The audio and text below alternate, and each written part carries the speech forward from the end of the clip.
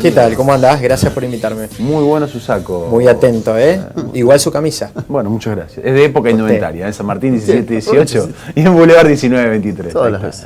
Todos los chicos juntos. Bueno, uno de los temas del día, sin lugar a dudas, lo charlábamos al inicio del programa, que ha generado polémica. Un fallo dividido en la Corte Suprema, 3 votos a favor, 2 en contra. Dentro de las justificaciones, estamos hablando de la ley del 2x1, derogada la ley del año 2001, que a raíz de un caso particular, lo explicaba Héctor al inicio, el caso de... ¿recuerdan el apellido, Héctor? Muiña, gracias. Muiña, que bueno, fue policía y al mando de Viñón en su momento asesinó y torturó, ingresando a un hospital que tenía en su momento una base sindical muy fuerte. La sigue teniendo. Muy fuerte, la sigue teniendo exactamente. Y que presentó un recurso que llegó a la Corte Suprema de Justicia, definió la Corte aplicarle el 2x1, considerando, como también lo explicábamos hoy al inicio, que a pesar de estar derogada, esta ley es aplicable para aquellos que transcurrieron durante ese periodo en prisión, que fueron juzgados y condenados en prisión, y por lo menos lo que expone parte de la Corte Suprema de Justicia, especialmente el doctor Horacio Rosati, es la ley más benigna en este caso, basándose, por ejemplo, en el Pacto de San José de Costa Rica, en la propia Constitución Nacional. ¿Qué visión tiene de este fallo? Mirá, lo que primero tenemos que tener en cuenta a considerar es si el fallo luce adecuado a derecho o no. Como vos bien manifestaste y como dijo Héctor en el inicio, estamos ante dos posiciones divergentes dentro de un tribunal colegiado como es nuestro máximo tribunal de la Nación. Por un lado, los doctores Hayton de Nolasco, Rosenkranz y Rosati, justamente se pronunciaron a favor de este 2x1, la aplicación de la ley penal más benigna para este caso Muiña en concreto. Y por el otro lado, la doctrina sentada por los doctores Lorenzetti y Maqueda en minoría, quienes sostuvieron lo contrario, ratificando la posición que venía sosteniendo la Corte Suprema en anteriores pronunciamientos, en anteriores precedentes, que antes eran en mayoría y ahora viró hacia el otro costado. Como dijimos al comienzo, si es ajustado a derecho, pues sí. En definitiva, lo que considera la Corte es que se aplica la ley penal más benigna a un hecho, o sea, anterior a la ley, pero posterior a la condena. Es decir, que si es este caso concreto, el caso de Muiña, estamos analizando de la aplicación de la ley penal más benigna que rigió desde el año 1994 hasta el 2001. Este hecho creo que aconteció en el año 1976 y fue condenado recién. En verdad el proceso comenzó en el año 2007. Es decir, una ley derogada se aplica a un hecho anterior, pero el proceso es posterior a esta ley que ya se encuentra derogada. El segundo punto que tenemos que tener en cuenta es si el fallo luce razonable o no. Si el fallo es adecuado, es razonable y si le da una respuesta a la víctima. A las víctimas que padecieron el accionar, el grave accionar de este sujeto, este represor. Para el sentido común, para la lógica y para todo ciudadano de bien tenemos que decir que no, porque estamos hablando de delitos gravísimos que afectan la honra, la dignidad, la libertad en algunos casos y la vida también en otros casos de las personas. Por lo tanto, no tenemos que equiparar a un delito común como los delitos de lesa humanidad, que en definitiva esta es la postura, en resumen, que sostuvo la posición minoritaria de la Corte, exactamente para decir que no se aplica la ley penal más benigna, porque la ley penal más benigna, más allá que se encuentra amparado, como vos bien manifestaste, en el Pacto de San José de Costa Rica, también en el Estatuto de Roma, que también es aplicable por nuestro país a partir de 1994, con el artículo 75, inciso 22, la ratificación de los tratados internacionales que tienen jerarquía supralegal y constitucional. También tenemos que tener en cuenta que cuando estamos hablando de valores jurídicos divergentes, tenemos que apreciar qué bien jurídico tiene supremacía respecto del otro. En este caso estamos hablando de la dignidad de las personas que fueron torturados o se les apropió, les cometieron diversos delitos gravísimos que afectaron diversos valores jurídicos. Por lo tanto, a mi entender, creo que no luce razonable la postura de la mayoría de la Corte. ¿Te sorprendió el fallo? Pero, a ver, las dos cosas. ¿Te sorprendió el fallo? ¿Te sorprendió el voto de Horacio Rosati? Y a ver, al finalizar el fallo, el doctor Rosati deja bien en claro que él estaba ante un dilema moral y lo deja muy aclarado que son degradantes los delitos contra los derechos humanos básicos de las personas, pero él dice que hay que tenerse el derecho positivo, lo que dice la ley. Ahora, la otra parte también dice la ley, y la ley es lo que dicen los jueces que es la ley. Por lo tanto, la interpretación es de nuestro máximo tribunal. Por tanto, la otra interpretación, la interpretación del sector minoritario de la Corte, era razonable y el doctor Rosati, en definitiva, pudo haberse pronunciado junto a la minoría que no lo hizo desde ya. Me sorprendió por la trayectoria del doctor Rosati en el ámbito del derecho constitucional, derecho político, en el ámbito de los derechos humanos y bueno, por todo el bagaje intelectual de que goza el doctor Rosati desde ya. Pero bueno, desde doctor, ya que es respetable. Y por la trayectoria en la política también, que no Y es en menor. pero sin lugar a dudas. A ver, hay todo un trasfondo político dentro de esto. Y hay una postura que ha tomado el país, la sociedad en su conjunto en los últimos años, que va también de la mano con cierta interpretación de las leyes, pero que tiene que ver con una política, una postura, mejor dicho, de Estado. Por supuesto. Y es raro de un hombre muy apegado a las leyes, por supuesto, un constitucionalista que le sobran pergaminos, pero que además ha tenido una trayectoria política. Sí, ni hablar. A ver, no hay que ni desmerecer ni descalificar, sino al contrario, apreciar toda la trayectoria del doctor Rosati y por eso justamente desde ya que le corresponde su cargo como ministro de la Corte y de hecho nosotros lo hemos apoyado en su oportunidad cuando fue postulado. Así que es intachable el doctor Rosati. El doctor Rosati ajustó su criterio en un sentido que ese sentido lo fundamentó y por tanto, como todo hombre de derecho, tiene también derecho, valga la redundancia, a opinar de tal o sentar algún criterio y más en el alto tribunal.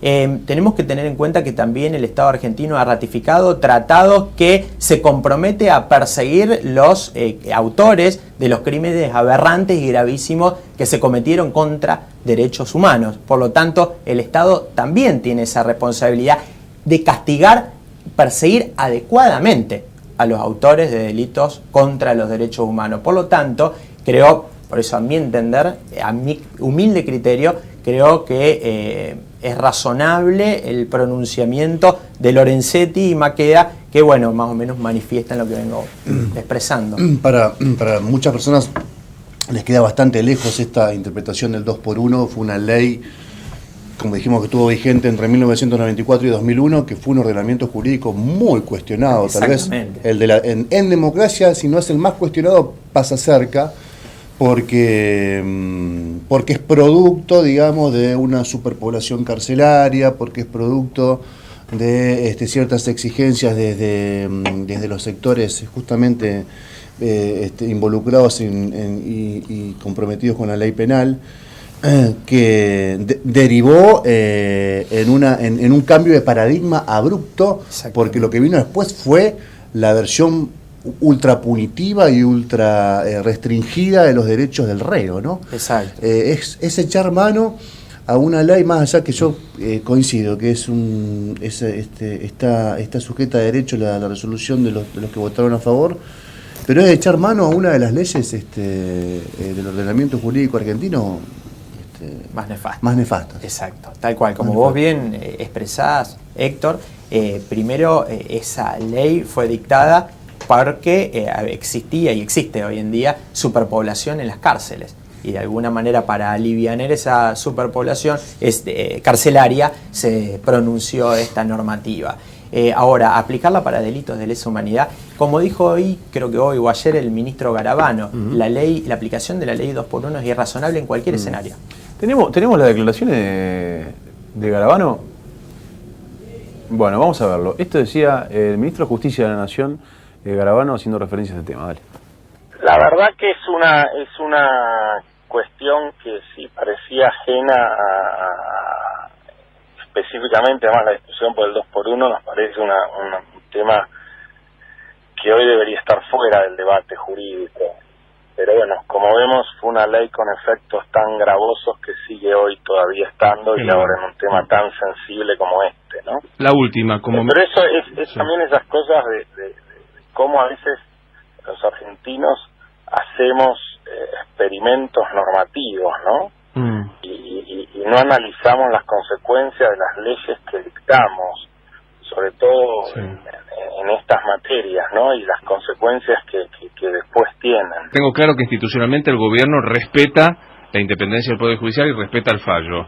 En lo personal, ¿lo comparte, doctor Garabano? Los 2x1 a mí no me parece parece bueno, los he criticado desde que era secretario en un juzgado de menores hace más de 20 años. La opinión del ministro de Justicia, poca opinión o poca referencia a este tema en el arco político a nivel nacional, exceptuando al ministro de Justicia, pero el presidente no dijo nada, digo, los ministros no han dicho nada. Hoy escuchábamos la palabra del gobernador de la provincia de Santa Fe. Ayer hubo una conferencia de prensa convocada por Abuelas de Plaza de Mayo, donde leyeron un comunicado junto con Madre de Plaza de Mayo, línea fundadora. Vamos a ver un fragmento de lo que decía Estela de Carlotto, titular de Abuelas, el día de ayer por la tarde. Dale.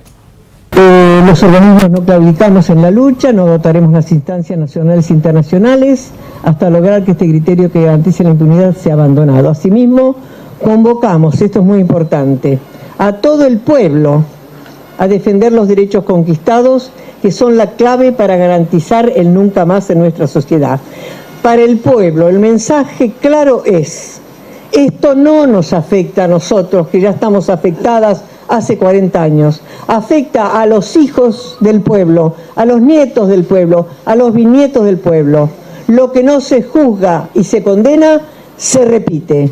Con otra forma, pero aquel que piense distinto le espera lo que sufrieron nuestros hijos, los 30.000 desaparecidos. Bueno, independientemente del fallo Muñe en sí, del caso particular, digo, de lo que se expidió la Corte el día de ayer, ¿puede esto sentar un precedente, digo, y de qué manera va a marcar una jurisprudencia en un fallo semejante, digo, de la Corte Suprema de Justicia para otros delitos, otros casos o mismo delitos de lesa humanidad? Sí, antes de responderte a esta inquietud, quiero dejar en claro algo que marcó el ministro Garabano, que es en primer lugar el respeto por la independencia de poderes y también el respeto por los fallos del alto tribunal, que eso sanea de alguna forma la República. Por el otro lado, sí, sin lugar a dudas, creo que esto ya marca una línea dentro del alto tribunal de la Nación en un determinado sentido, aunque en la práctica esto tiene efectos sobre algunos militares y no sobre toda la catarata de procesos existentes. O sea que no vamos a esperar una catarata de juicios en el que tengan similar orientación a este que se pronunció la Corte. Porque hoy estaba leyendo, creo que en uno de los medios nacionales, que hay 60 y pico represores que han fallecido en la tramitación del proceso, y hoy los que serían beneficiarios justamente de esta sentencia serían cerca de 300. Y desde ya que creo que va a marcar un viraje. Perdón, respecto... ¿no es menor el número? No es menor, sin lugar a dudas. No, sin lugar a dudas. Pero bueno, hoy es minoritario en respecto a lo que era al comienzo, en las etapas del comienzo de los procesos de lesa humanidad. Sí, sin lugar a dudas, creo que hay un viraje y ahora se está notando. También lo que tenemos que dejar muy en claro es que a través del criterio de la minoría no es que se quiere decir que no hay que respetar los derechos, porque también se escucha y se pronuncia que a partir de ciertos criterios en el orden de apoyar el criterio justamente de la minoría, se estaría desconociendo los derechos humanos de los militares. De ninguna manera. Creo que los derechos humanos de los militares, como de todos los presos, se lo debe garantizar dentro de la cárcel, como corresponde, cumpliendo un proceso. Tienen las garantías de un debido proceso y se le debe dar un trato digno y acorde como cualquier ciudadano preso, condenado por un delito grave en este caso. Hacía referencia recién a la independencia de los poderes. Cuando ganó Macri las elecciones, varios editorialistas de medios, gráficos y demás, empezaron con esta idea de hay que liberar a los presos que cumplen tantos años y demás. Esta idea después siguió siendo empujada por funcionarios del gobierno de Mauricio Macri, poniendo en duda si habían sido 30.000 desaparecidos, discutiendo la cifra, planteando una cosa y demás. La iglesia sale a plantear, no la iglesia, hoy a la mañana dije lo mismo, me arrepentí, no es la iglesia, es la jerarquía de la iglesia, sale a plantear la reconciliación, etcétera, etcétera, el diálogo entre unos y otros. ¿Te parece que se da en un marco de independencia de los poderes esto? O digo, porque ¿te parece que en otro contexto la Corte hubiese fallado de esta manera? Me parece que no. Ya Me parece falló de que otra no. manera. Primero, sin lugar a dudas, la Corte es un órgano político. No es un órgano político partidario, pero sin lugar a dudas que es un órgano político. Es la máxima instancia judicial que tiene injerencia también en cuestiones políticas. Si hubo influencia por parte de otros poderes del Estado, lo desconozco, tal vez sí. Siempre se sabe en todo ámbito que hay operadores que desde ya fueron denunciados por la doctora Carrió, en este caso Angelici, presidente Boca, que dicen que es el operador de la justicia de Macri, como en su momento fue Nicolás Fernández, se le imputó a Nicolás Fernández en el gobierno de los Kirchner, desde ya que la intromisión de operadores de un poder sobre otro es totalmente desechable. Y como órganos intermedios vinculados al quehacer de la justicia, lo tenemos que reprochar de todas formas y oponernos y tratar que de alguna manera esa circunstancia o ese escenario no se produzca. ¿Que es inevitable? Tal vez es inevitable. Lamentablemente no se puede cambiar de un día para el otro y no tengo tal vez el conocimiento necesario para establecer si en este caso hubo una invasión o no de poder. Tal vez sí. Ahora, a veces da la impresión de que la justicia no es ni peronista, ni radical, ni socialista, sino que es oficialista, ¿no? Pero es el único poder que te puede poner un palo en la rueda frente a lo que se denomina una política de Estado.